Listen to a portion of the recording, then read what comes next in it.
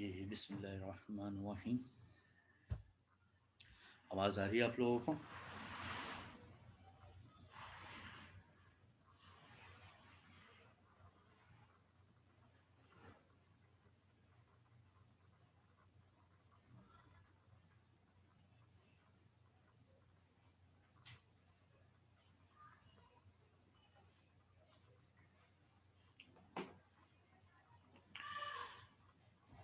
जी जनाब, रिप्लाई करें कोई किसी को? आवाज़ आ रही है?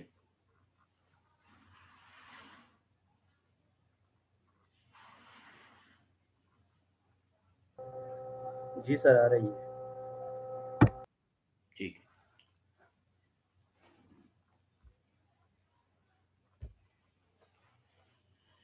चलिए जनाब, आज हम चल रहे हैं अपने चैप्टर नंबर 7 पे। लास्ट टाइम आपको याद होगा कि हमने न्यूक्लियर रेडिएशन के हवाले से यानी रेडियो एक्टिविटी के हवाले से बात की थी। और आज का जो चैप्टर है वो न्यूक्लियर रिएक्शन है। आज जितना भी हो जाता है उसके बाद इसमें एक क्लास न्यूक्लियर रिएक्शंस के हवाले से और होगी। ये हमारे इस सिलसिले का यानी न्यूक्लियर फिजिक्स का तीसरा चैप्टर है। और वाज़ेह है कि जैसे मैंने पहले कहा था आपसे कि ये छोटे चैप्टर्स हैं और इंशाल्लाह जल्दी ख़त्म हो जाएंगे। तो इसी सिलसिले में ये आपका तीसरा चैप्टर है इसका, न्यूक्लियर फिजिक्स का। देखिए, न्यूक्लियर रिएक्शंस जो हैं उनको हम कई अंदाज से क्लासिफाई कर सकते हैं। कई तरीके हैं उसे क्लासिफाई करने के, यानी उनकी क्लासेस बनाने के, आसान लफ्ज़ों में। डिफरेंट बुक्स में आपको डिफरेंट तरीक़ेकार फॉलो करते हुए नज़र आएंगे। हम जो टेक्निक या हम जो क्लासिफिकेशन के स्टेप्स फॉलो कर रहे हैं वो दो तरह करेंगे। पहली क्लास जो हम बना रहे हैं उसमें कहते हैं जर्नल न्यूक्लियर रिएक्शन, और दूसरी को कहते हैं special nuclear reactions. Journal nuclear reactions बहुत बड़ी तादाद है इनकी, एक ख़ास किस्म के रिएक्शंस हैं, इन्हें जर्नल न्यूक्लियर रिएक्शंस कहा जाता है। और दूसरी किस्म स्पेशल न्यूक्लियर रिएक्शंस, इसमें दो तरह के रिएक्शंस शामिल हैं स्पेशल में, यानी फिशन और fusion. These are the special nuclear reactions. मामूली सी टेक्निक जो है वो ज़रा डिफरेंट हो जाती है, इसलिए उनको स्पेशल में ले गए, वरना जितने भी जर्नल न्यूक्लियर रिएक्शंस हैं वो एक ही टेक्निक को फॉलो करते हैं। वाज़ेह रहे कि ये रिएक्शंस न्यूक्लियर रिएक्शंस, ख्याल रखिएगा। एक रिएक्शंस हम अमूमन केमिस्ट्री में पढ़ते हैं और उन रिएक्शंस को केमिकल रिएक्शंस कहा जाता है। वो तमाम रिएक्शंस जो हैं वो डिपेंड करते हैं इलेक्ट्रॉन्स पर, यानी केमिकल रिएक्शंस इलेक्ट्रॉन पर डिपेंड करते हैं। इलेक्ट्रॉन कंप्लीटली एक एटम से दूसरे एटम पे चला गया, आइंस बन गए। आइंस इलेक्ट्रोमैग्नेटिक फोर्स यानी कूलम फोर्स की वजह से एक दूसरे के करीब आ गए, तो आप ये कहेंगे कि ये आयोनिक बॉन्ड बन गया। और इस तरह एटम्स मुख्तलिफ़ किस्म के कंपाउंड और सब्सटेंसेस बना लेते हैं, जिसकी बड़ी सिंपल सी एग्जांपल जैसे कि आप इससे पहले देखते आए हैं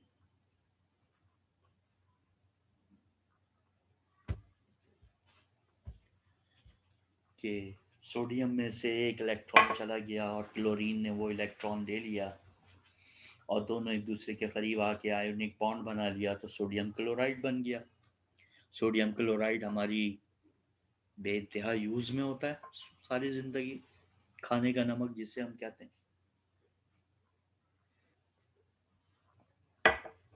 तो इस तरह ये सब केमिकल रिएक्शंस हैं। इलेक्ट्रॉन शेयरिंग करने लगे, कोवलेंट बॉन्ड बना ले, कोऑर्डिनेट कोवेलेंट बॉन्ड बना ले. There are different methods, but in each and every reaction the electron involved होता है. यहाँ हम न्यूक्लियर रिएक्शंस की बात कर रहे हैं. यहाँ हम ये कहेंगे कि न्यूक्लियसेस इन्वॉल्व होते हैं. The central part of the atom, nucleases involve होते हैं न्यूक्लियर रिएक्शंस में. अक्सर आपके जहन में बात आती है इलेक्ट्रॉनों का क्या होता है. न्यूक्लियर रिएक्शंस हमेशा एक स्टेट ले पहले हासिल की जाती है, उसे कहते हैं प्लाज्मा, जिसे बात सूरतों में मैटर की फोर्थ स्टेट भी कहा जाता है. तो न्यूक्लियर रिएक्शंस के लिए पहले प्लाज्मा टेक्निक यूज की जाती है. एक इलेक्ट्रिक फील्ड सप्लाई की जाती है जिससे इलेक्ट्रॉन एक जानिब और न्यूक्लियस एक जानिब डिस्प्लेस होते हैं. अब जिस जानिब न्यूक्लियस के होने के चांसेस हैं उधर वो रिएक्शंस कराए जाते हैं. वैसे भी याद रखिएगा कि इलेक्ट्रॉन और न्यूक्लियस इनका आपस में कोई तकाबुल नहीं है, कोई मुकाबला नहीं है, कोई कंपैरिजन नहीं है. अगर कोई दूसरा एक पार्टिकल न्यूक्लियस तेजी से जा रहा है एटम के अंदर घुसता हुआ, तो किसी इलेक्ट्रॉन की मजाल नहीं है कि उसको रोक ले. ये बिल्कुल ऐसा ही है जैसे एक साइकिल सवार के सामने एक ट्रक आ जाए, बेइंतहा लोडेड ट्रक बेइंतहा वेलोसिटी के साथ, क्या असर करेगा उसका वो आप जानते हैं. Same as for a nucleus and an electron. आइए जर्नल टेक्निक्स की तरफ चलते हैं कि रिएक्शंस की ये टेक्निक जिसे हम जर्नल न्यूक्लियर रिएक्शंस कहते हैं ये होती क्या है. इसको इस तरह समझेंगे हम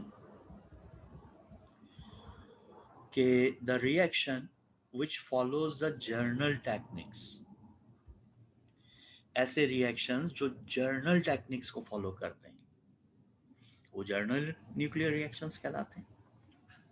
and what is the journal technique. नीचे जर्नल टेक्निक्स बयान की गई है. व्हेन अ प्रोजेक्टाइल ए, अभी तफसील में जब जाएंगे तो सब बातें पता चल जाएंगी, अभी सिर्फ जर्नल टेक्निक्स की बात कर रहे हैं. When a projectile A project on target nucleus and projectile captured by target nucleus form a compound nuclei or the compound nucleus, then the compound nucleus disintegrate and emit a particle and become resulting nucleus. अब इसकी terminologies देखिए.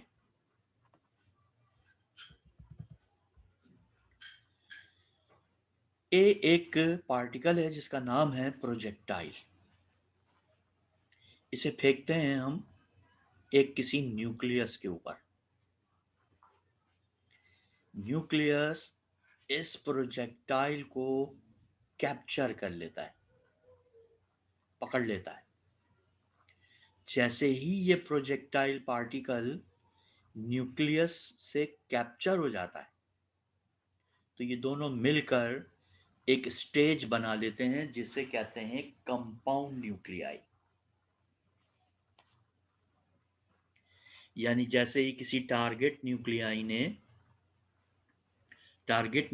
ने projectile को पकड़ा तो जो stage हासिल हुई उसे कंपाउंड न्यूक्लियाई कहेंगे.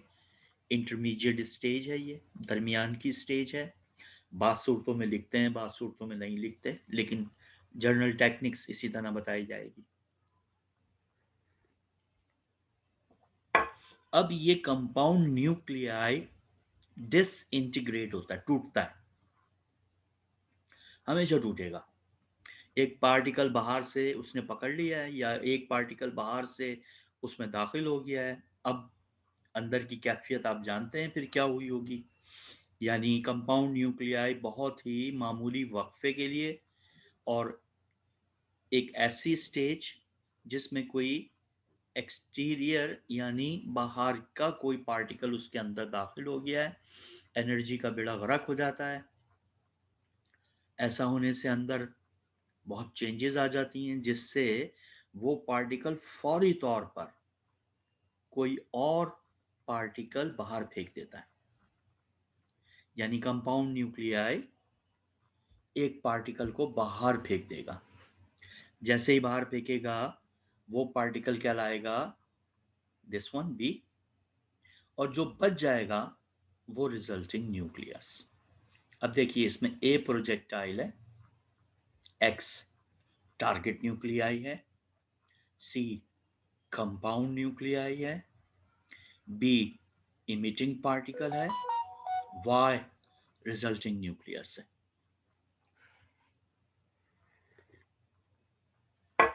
इनकी टर्म्स याद रखें। ए इज अ प्रोजेक्टाइल, प्रोजेक्टाइल वो न्यूक्लियस होता है जिसे फेंका जाता है।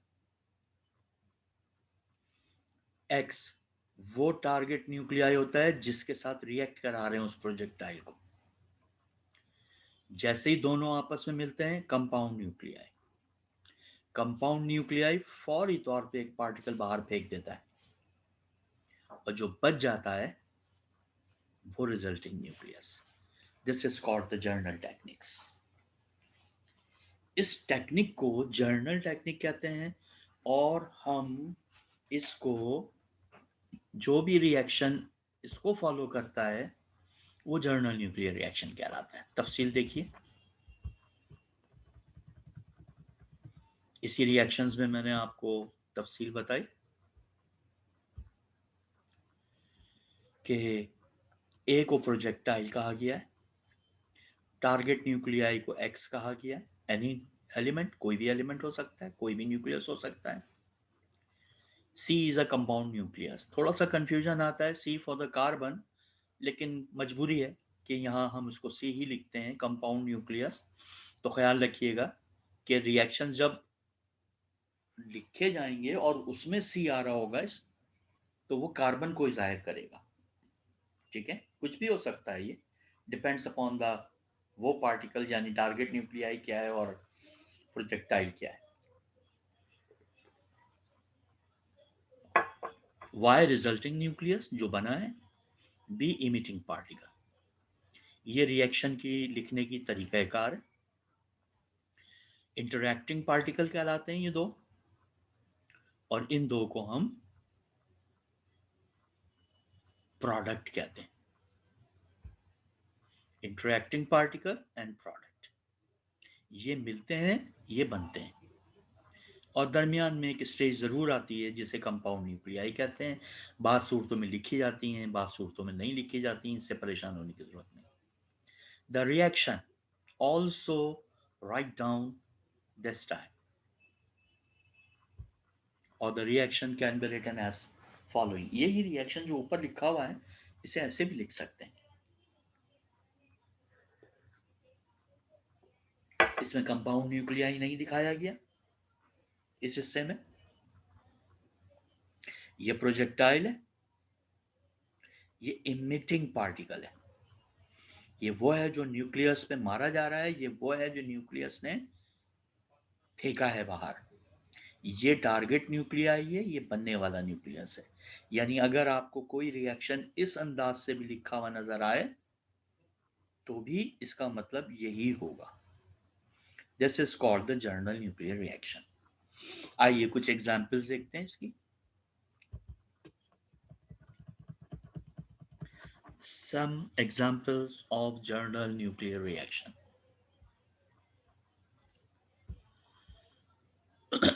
पहली, हीलियम, अल्फा पार्टिकल है ये।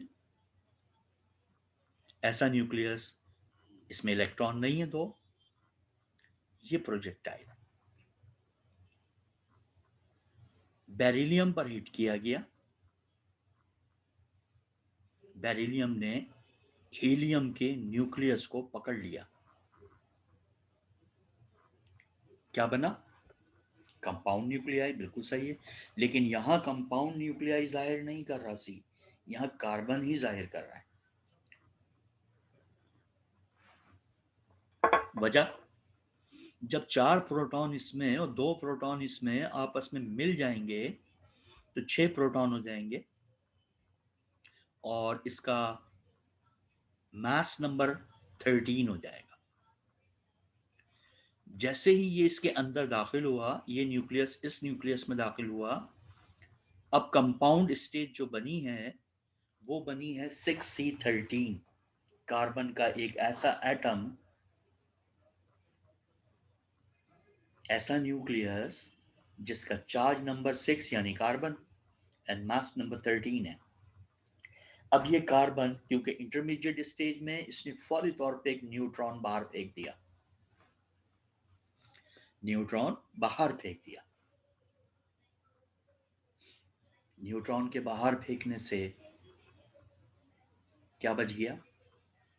कार्बन 612। इस रिएक्शन को प्रोजेक्टाइल है अल्फा, यानी अल्फा पार्टिकल यानी हीलियम, और न्यूट्रॉन है इमिटिंग पार्टिकल। बेरिलियम है टारगेट न्यूक्लियाई और कार्बन है रिजल्टिंग न्यूक्लियस। इसमें नोट कीजिए चार्ज नंबर, लेफ्ट पे है 4+2 6, इंटरमीडिएट स्टेज में चार्ज नंबर 6 वाली चीज आएगी। मास नंबर है 9+4 13 13। अब जब न्यूट्रॉन निकल गया तो राइट पे भी चार्ज नंबर और मास नंबर सेम होना चाहिए। 6 न्यूट्रॉन निकल, सर ये नंबर सेम होना जरूरी है? जी बिल्कुल। इसे कहते हैं conservation of charge number and conservation of mass number. अब उसने फेंका न्यूट्रॉन है, अगर वो कोई और पार्टिकल फेंक देता तो फिर ये कार्बन नहीं बनता, यहाँ कुछ और बनता।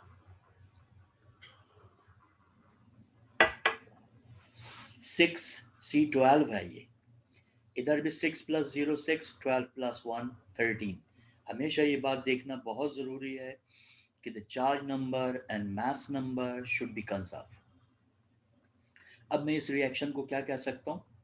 Alpha neutron reaction. Alpha neutron reaction. Alpha is a projectile and neutron is a emitting particle. Next आइए, प्रोटॉन बम्बार्ड किए गए, यानी प्रोटॉन फेंके गए कहाँ? क्लोरीन पर।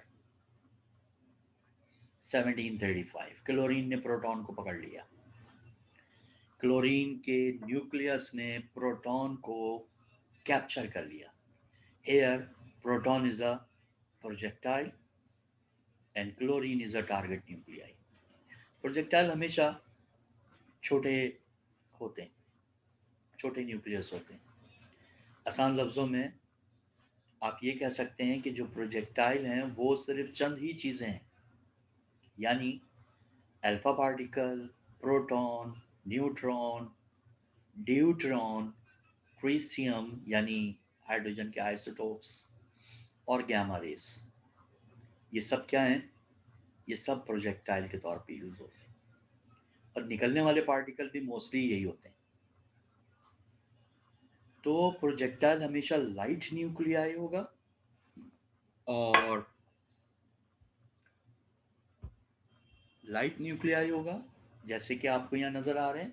टारगेट न्यूक्लियाई उसके मुकाबले में हमेशा बड़ा न्यूक्लियस होगा, जैसे बेरिलियम है अल्फा पार्टिकल के मुकाबले में डबल है।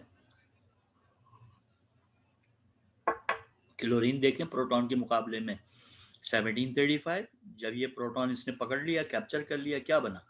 यकीनन कोई ऐसी चीज़ बनेगी जिसके 18 प्रोटॉन होंगे। अब आप जानते हैं 18 प्रोटॉन आर्गन के होते हैं, इसका मतलब इंटरमीडिएट स्टेज में आर्गन बना 18 and 36. This must be the sum of this one. 35 plus 1 36, 17 plus 1 18। अब इस कंपाउंड न्यूक्लियाई ने एक पार्टिकल बाहर फेंका और बाहर फेंकने में उसने इस दफा हीलियम को बाहर फेंका। इसका मतलब इसमें से हीलियम चला गया निकल कर, 2 प्रोटॉन चले गए तो 18 में से 16 बचे और 36 में से 4 निकल गए तो 32 बने। अब 1632 सल्फर का होता है, इसका मतलब बनने वाला जो न्यूक्लियस है वो सल्फर है, ये रिजल्टिंग न्यूक्लियस है। और अल्फा पार्टिकल इमिटिंग पार्टिकल है। इस रिएक्शन को मैं कहूँगा प्रोटॉन अल्फा रिएक्शन। इसकी वजाहत अभी मैं बाद में करूँगा। प्रोटॉन अल्फा रिएक्शन, इनमें मैंने आपको ये दिखाया है, कंपाउंड न्यूक्लियाई भी दिखाया है, लेकिन तीसरे से मैंने कंपाउंड न्यूक्लियाई दिखाना बंद कर दिया। ठीक है, तो दोनों तरह लिखा जाता है, आप लिख सकते हैं। और अगर नहीं लिखा हुआ मिले तो इसका मतलब इंटरमीडिएट न्यूक्लियस नहीं दिखाया उन्होंने आपको। अब देखिए, जगहें तब्दील कर दी मैंने। लिथियम 37 पे प्रोटॉन बम्बार्ड किए। लिथियम टारगेट न्यूक्लियाई है और प्रोटॉन प्रोजेक्टाइल है इन दोनों में। नतीजा, ये लिथियम ने प्रोटॉन को पकड़ लिया, बेरिलियम बन गया 47। लेकिन जो कुछ भी बना उसमें से न्यूट्रॉन भी निकला। अब मैंने इंटरमीडिएट स्टेज नहीं दिखाई है, इसका मतलब वहां पर भी बेरिलियम बना होगा लेकिन आइसोटोप बना होगा 8 वाला। न्यूट्रॉन बाहर गया तो अब ये 4 7, 4 plus 0 4, 7 plus 1 8, 3 plus 1 4, 7 plus 1 8। Charge number and mass number should be conserve. इसे इस तरह भी लिख सकते हैं जैसे अभी मैंने पीछे दिखाया था आपको। Lithium target nuclei, proton projectile, neutron emitting particle, and beryllium is the resulting nucleus.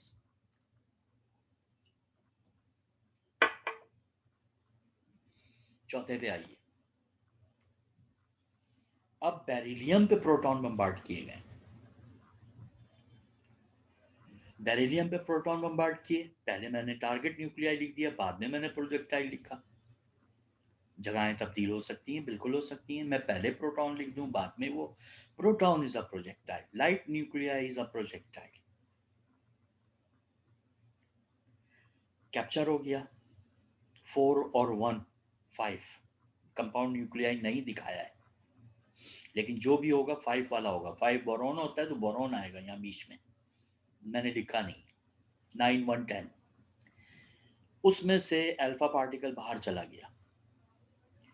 जब 4 प्लस 1 यानी 5 वाले कंपाउंड न्यूक्लियाई से अल्फा पार्टिकल चला गया तो इसका मतलब ये हुआ कि 2 प्रोटॉन चले गए, 5 में से 3 बचे। 3 लिथियम के होते हैं। चार्ज नंबर और मास नंबर को मिला के देखिए। 9 प्लस 1 10 लेफ्ट पे, 4 प्लस 1 5 राइट पे देखिए, 3 plus 2 5, 6 plus 4 10। The charge number and mass number should be conserve, यानी अल्फा पार्टिकल बाहर आया। अब आप देखें ब्रैकेट में लिखा है proton alpha. This reaction is called proton alpha reaction, जिसमें बेरिलियम टारगेट न्यूक्लियाई और लिथियम कम रिजल्टिंग न्यूक्लियस। फिफ्थ, एल्यूमिनियम पर हीलियम यानी अल्फा पार्टिकल बम्बार्ड कराए। क्या बना कंपाउंड न्यूक्लियाई? एक ऐसा न्यूक्लियस जिसमें 15 प्रोटॉन और 31 उसका मास नंबर है।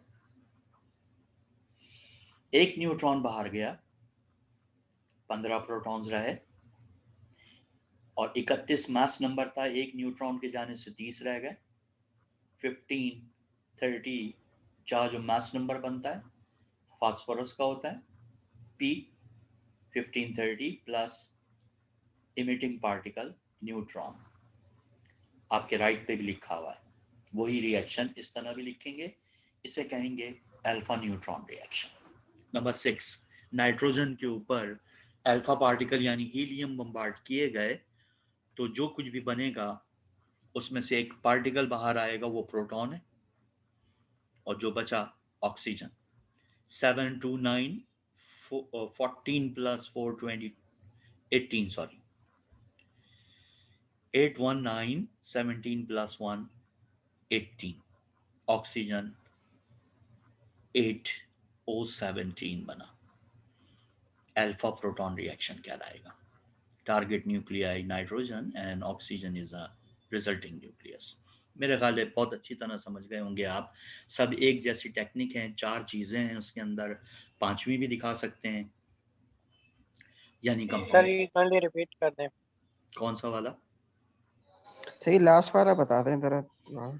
नाइट्रोजन पर अल्फा पार्टिकल बम्बार्ड कराए गए नाइट्रोजन जिसका चार्ज नंबर 7 और मास नंबर 14 है कैप्चर हुआ 7 to 9 इसका मतलब फ्लोरीन बनता है कंपाउंड न्यूक्लियाई 9 फ्लोरीन 18 एक प्रोटॉन बाहर फेंक दिया 9 के बजाय 8 रह गए 8 ऑक्सीजन का होता है 18 में से एक मास नंबर बाहर हुआ 17 रह गए that is a oxygen isotope 817 और प्रोटॉन बाहर प्रोजेक्टाइल अल्फा पार्टिकल है टारगेट न्यूक्लियाई है इमिटिंग पार्टिकल रिजल्टिंग न्यूक्लियस इनकी जगहें भी तब्दील हो सकती हैं ख्याल रहे यहाँ देखी नहीं है आपने कहीं भी लेकिन न्यूट्रॉन पहले भी लिखा जा सकता है इसलिए आप इससे ना घबराइएगा लेकिन ये रिएक्शन हमेशा नाम कहलाएगा प्रोटॉन न्यूट्रॉन ये अल्फा प्रोटॉन यानी यहाँ से देखते ही पता चल जाएगा alpha particle is a projectile and emitting particle is a proton proton जो है वो प्रोजेक्टाइल है अल्फा पार्टिकल इमिटिंग पार्टिकल है कुछ और रिएक्शंस हैं और इन रिएक्शंस में थोड़ा सी तब्दीली आती है मामूली सी थोड़ी तब्दीली आएगी तब्दीली से मुराद है जर्नल टेक्निक से लेकिन मामूली सा आप देखेंगे कंफ्यूजन सा क्रिएट होगा उन रिएक्शंस को अलग अलग नामों से पुकार दिया गया है जर्नल रिएक्शन ये भी charge number mass number should be conserve ये बड़ा इंपॉर्टेंट रिएक्शन है इसको कहा जाता है प्रोटॉन इंड्यूस रिएक्शन इसको प्रोटॉन इंड्यूस रिएक्शन क्या है लिथियम पर 37 प्रोटॉन हिट किए गए यकीनन लिथियम ने इसे प्रोटॉन को कैप्चर किया कंपाउंड न्यूक्लियस जो बनेगा वो बेरिलियम होगा यहां दिखाया नहीं है फिर उसने अल्फा पार्टिकल फेंक दिया बाहर तो बचा क्या वो भी अल्फा पार्टिकल जैसे मैंने कहा था है जनरल टेक्निक्स लेकिन थोड़ा सा इसके अंदर कहीं ना कहीं कंफ्यूजन जरूर क्रिएट होगा यानी अब बनने वाला न्यूक्लियस भी क्या है टारगेट न्यूक्लियस भी अल्फा पार्टिकल है हीलियम और बाहर निकलने वाला पार्टिकल भी क्या है अल्फा पार्टिकल है ये थोड़ी सी जरा एक जैसी चीजें आ गई यहाँ तो इसको रिएक्शन प्रोटॉन इंड्यूस रिएक्शन का नाम दिया गया बड़ा इंपॉर्टेंट रिएक्शन है ये जो मैंने आगे लिखा है 2 अल्फा पार्टिकल्स ये इसके उसको नहीं जाहिर कर रहा है रिएक्शन की किस्म को नहीं 2 alpha particle means 2 alpha particle मिले ये कहा गया है इस रिएक्शन को भी हम उसी तरह कहेंगे यानी proton alpha reaction because proton projectile है दूसरा वाला कहलाता है deuteron induce reaction deuteron induce reaction में ड्यूट्रॉन को लिथियम 36 पे बम्बार्ड किया गया 314 628 क्या बना यहां भी बेरिलियम बना बेरिलियम ने पार्टिकल बाहर फेंका अल्फा पार्टिकल और जो बचा वो भी अल्फा पार्टिकल यानी यही चीज यानी 2 अल्फा पार्टिकल मिल रहे हैं इसमें टारगेट न्यूक्लियाई भी इसमें रिजल्टिंग न्यूक्लियस भी अल्फा पार्टिकल है इसमें इमिटिंग पार्टिकल भी अल्फा पार्टिकल है चुनाचे आपने इसको नाम दिया ड्यूट्रॉन इंड्यूस रिएक्शन। इसी तरीके से एक और डिसइंटीग्रेशन होती है जर्नल टेक्निक्स के अंदर, उसे हम कहते हैं 3 पार्टिकल डिसइंटीग्रेशन। 3 पार्टिकल डिसइंटीग्रेशन यानी target nucleus, projectile. Projectile target nucleus से कैप्चर हुआ, कंपाउंड न्यूक्लियाई बना। कंपाउंड न्यूक्लियाई ने एक पार्टिकल के बजाय 2 पार्टिकल फेंके, बी और डी दोनों इमिटिंग पार्टिकल्स हैं, और जो बच गया वो रिजल्टिंग न्यूक्लियस। अब देखिए टेक्निक में मामूली सा फर्क आया है, यहां 2 होते थे लेकिन अब यहां 3 हो गए, इसीलिए इसका नाम क्या रख दिया, 3 पार्टिकल डिसइंटीग्रेशन। यानी इमिटिंग पार्टिकल क्या है, यहाँ 2 हैं, 2 इमिटिंग पार्टिकल। जर्नली कहलाएगा, ख्याल रखिएगा, लेकिन क्योंकि अब तक जर्नल में 2 की बात हो रही थी, अब 3 आ गए, तो जर्नल टेक्निक्स की एक क्लास बना दी उन्होंने, जिसका नाम क्या रखा, 3 पार्टिकल डिसइंटीग्रेशन। इसका मतलब जो कुछ भी बनता है वो 3 चीजें मिलती हैं, जिसमें 2 पार्टिकल्स होते हैं और एक रिजल्टिंग न्यूक्लियस होता है। नॉन कैप्चर रिएक्शन, प्रोजेक्टाइल को बम्बार्ड किया टारगेट न्यूक्लियाई पे, टारगेट न्यूक्लियाई ने प्रोजेक्टाइल को कैप्चर किया, कंपाउंड न्यूक्लियाई बना, कंपाउंड न्यूक्लियाई ने 2 पार्टिकल फेंके, ए और बी। इस दफा ए पार्टिकल भी फेंका, यानी जिसे कैप्चर किया था वो भी बाहर आ गया। वही 3 पार्टिकल डिसइंटीग्रेशन ही की एक किस्म है ये। इसे कहेंगे non capture reaction. Non capture means कि जिस चीज को उसने पकड़ा था उसको भी छोड़ दिया। नॉन कैप्चर, कैप्चर नहीं किया लेकिन रिएक्शन हुआ। इसे कहेंगे कि projectile as a emitting particle, यानी जो प्रोजेक्टाइल है वही इमिटिंग पार्टिकल भी है। और बड़ी मशहूर किस्म जिसमें प्रोजेक्टाइल को गैमा रेज यूज की गई, पार्टिकल के बजाय इलेक्ट्रोमैग्नेटिक वेव्स यूज की गई। Electromagnetic waves of high energy, gamma rays इस्तेमाल की गई। गैमा रेज जब किसी न्यूक्लियस पे एब्जॉर्ब होती हैं तो मैंने आपसे कहा था 2 बातें होती हैं, या तो पीछे आप प्रेयर प्रोडक्शन पढ़कर आ रहे हैं, या एब्जॉर्ब होने की सूरत में फिर वो रिएक्शन बनाता है। वहां मैंने आपसे कहा था एब्जॉर्ब होने की सूरत में रिएक्शन करेगा, न्यूक्लियर रिएक्शन। क्या होगा, कंपाउंड न्यूक्लियाई बनेगा जब गैमा रेज एब्जॉर्ब हो गई, एनर्जी ज्यादा हो गई। इस तरह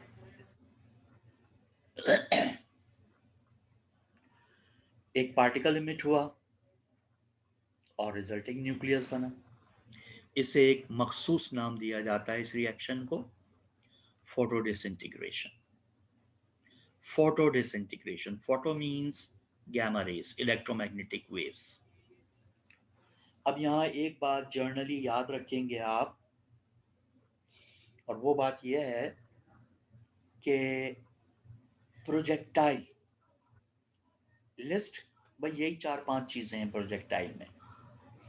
हर एलिमेंट प्रोजेक्टाइल नहीं हो सकता, remember this one. Projectile light particles, light nuclei, helium तक बस। हाइड्रोजन, उसके आइसोटोप्स। हाइड्रोजन क्योंकि खुद प्रोटॉन होता है इसलिए प्रोटॉन समझ लीजिए या हाइड्रोजन समझ लीजिए। उसके आइसोटोप्स 1s2 1s3, इन्हें हम न्यूक्लियर रिएक्शन में ड्यूट्रियम और ट्रीटियम या ट्रीसियम का नाम देते हैं। प्रोनाउंसिएशन दोनों तरह कर सकते हैं आप इसे दोनों नाम दे सकते हैं, यानी आप इसे ट्रीसियम भी कह सकते हैं, ट्रीटियम भी कह सकते हैं। गैमा रेज हो सकती हैं, न्यूट्रॉन हो सकता है, प्रोटॉन यानी हाइड्रोजन और उसके पार्टिकल्स हो सकते हैं, यानी आइसोटोप सॉरी, और अल्फा पार्टिकल। ये 6 के करीब बस आपके प्रोजेक्टाइल होते हैं। इन प्रोजेक्टाइल को 2 हिस्सों में बांटते हैं। एक कहलाता है आर्टिफिशियल एजेंट्स और एक कहलाते हैं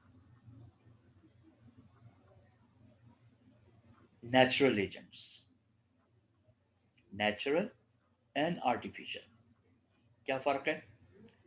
नेचुरल वो होते हैं जिन्हें हिट कराने के लिए आपको कुछ नहीं करना पड़ता। यानी आसान लफ्जों में, अगर आपके पास रेडियो एक्टिव मटेरियल से अल्फा पार्टिकल आ रहे हैं खुद ही और वो जाकर हिट कर रहे हैं, आपने तो कुछ नहीं किया ना। रेडियो एक्टिविटी से यानी रेडियो एक्टिव मटेरियल से अल्फा पार्टिकल लेके किसी और चीज पे गिरा दिए, ये नेचुरल है। लेकिन अगर आप उन्हें एनर्जेटिक बना रहे हैं, किसी मशीन में रखकर उनको एनर्जेटिक बना रहे हैं कि वो न्यूक्लियस पे जाके हिट करें, आप इन्वॉल्व हो रहे हैं, तो उन्हें कहते हैं आर्टिफिशियल एजेंट्स। अब गौर कीजिएगा, 2 चीजें तो नेचुरल एजेंट्स हैं। अल्फा पार्टिकल नेचुरल एजेंट्स है, गैमा रेस नेचुरल एजेंट्स है, ठीक है। और बाकी तमाम जितने भी हैं वो आर्टिफिशियल एजेंट्स हैं। न्यूट्रॉन भी नेचुरल में शामिल है। न्यूट्रॉन को हम एक्सेलरेट नहीं कर सकते, न्यूट्रॉन भी नेचुरल है। हाँ, हम जिनको कर सकते हैं, एनर्जेटिक बना सकते हैं, उनमें अल्फा भी शामिल है, प्रोटॉन भी शामिल है, ड्यूट्रॉन भी शामिल है, ट्रिशियम भी शामिल है। ये नेचुरल एजेंट्स हैं। और नेचुरल एजेंट्स बस फर्क ये है कि नेचुरल मीन्स वो नेचुरली एनर्जी रखते हैं और यूज हो रहे हैं। आर्टिफिशियल मीन्स हम उन्हें एनर्जेटिक बना रहे हैं और उन्हें इस्तेमाल कर रहे हैं। तो ये जर्नल टेक्निक्स कहलाती है। जर्नल टेक्निक्स में भी फर्दर क्लासेस बनाई जाती हैं, जैसे मैं अभी आपको बताकर आ रहा हूँ। अच्छा, हमारी क्लास का जो टाइम है वो तकरीबन ख़त्म होने वाला है, लास्ट मिनट चल रहा है, तो अभी ये डिसकनेक्ट हो जाएगा। तो आप लोग इसे फौरी तौर पे कनेक्ट कर लीजिएगा। थोड़ा सा और है मामूली सा, उसे करके फिर हम इंशाल्लाह क्लास को कंप्लीट कर लेंगे। आज का जो डिस्कशन है वो कंप्लीट कर लेंगे। तो इस क्लासिफिकेशन को कहा जाता है A B classification. General reaction, ख्याल रखिएगा, जर्नल रिएक्शंस को भी क्लासिफाई कर रहे हैं, मजीद क्लासेस बना रहे हैं, फर्दर क्लासेस बना रहे हैं। और कैसे, इसको क्या कहते हैं? ए बी क्लासिफिकेशन कहते हैं। ए क्या चीज़ है? प्रोजेक्टाइल। बी क्या चीज़ है? आपको पता है, ए प्रोजेक्टाइल है और बी इमिटिंग पार्टिकल है। मसलन न्यूक्लियर रिएक्शन यानी general nuclear reaction further classify with respect to projectile and emitting particle, A B classification कहलाती है। In this classification, however, the target nuclei and resulting nucleus, कुछ भी हो, हमें कोई मतलब नहीं। यानी टारगेट न्यूक्लियाई क्या है? अभी आप दोबारा इसको कनेक्ट कीजिए, क्योंकि ये किसी भी लम्हे में बस बंद हो जाएगा, तो फिर दोबारा आगे बात करते हैं फिर हम इसके ऊपर।